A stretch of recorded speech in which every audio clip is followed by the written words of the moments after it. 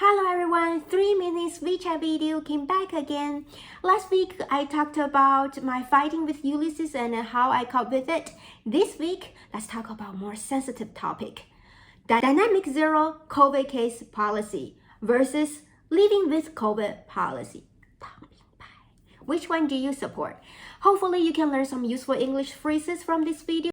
So as you know, in China, the government promotes dynamic zero COVID policy, which means that they will put a lot of people in quarantine whenever they find a person gets COVID, as well as those who are in close contact with this person.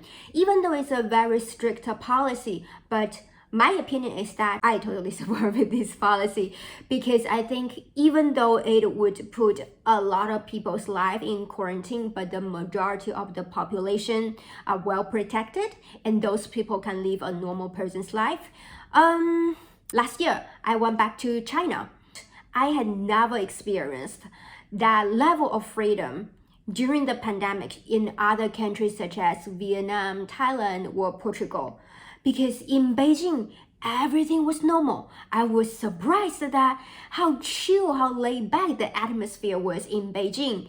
Nobody was scared of COVID because we know the government has very strict lockdown policy. We don't need to worry about it. That's why I support dynamic zero COVID policy. Even though COVID is just a cold and I got COVID a few months ago, I still don't want to experience the same symptoms that I experienced before. I do admit that I'm a little bit hypochondriac. Whenever I'm sick, I'm going to the hospital. But anyway, I still support this policy. For those who support living with COVID policy, while Americans celebrating removing the mask mandate, so I interviewed Ulysses. Ulysses shared with me 3 reasons. Reason number 1, he thinks that eventually everybody will get COVID. There's no way for us to avoid it. That's why we should learn to live with COVID. The sooner, the better.